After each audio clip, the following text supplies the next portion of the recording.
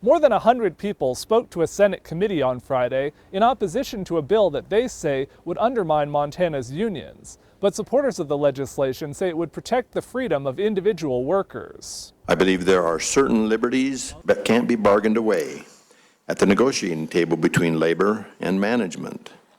And that includes the workers' individual right to decide for themselves whether a union merits their financial support.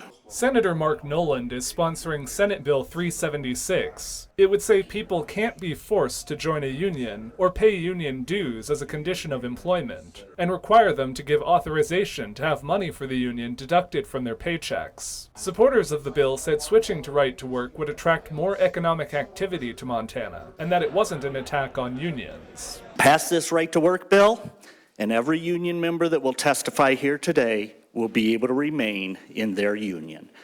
And those employees, like myself, who do not want union representation for whatever reason, will no longer be forced to pay for representation they do not want. But opponents said SB 376 would essentially lead to defunding unions. They argued there are already plenty of opportunities for workers who don't want to belong to a union, and that the bill would remove a key negotiating tool. What we have now works for both employers and employees, so please don't interject more government into the private sector. After the Friday morning hearing, opponents of the bill rallied on the front steps of the Capitol.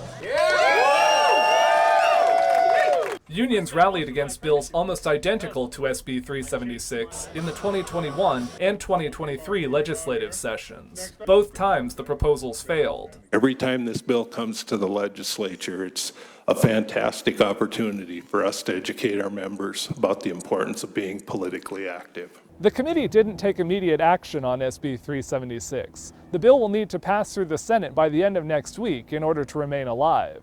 In Helena, Jonathan Amberian, MTN News.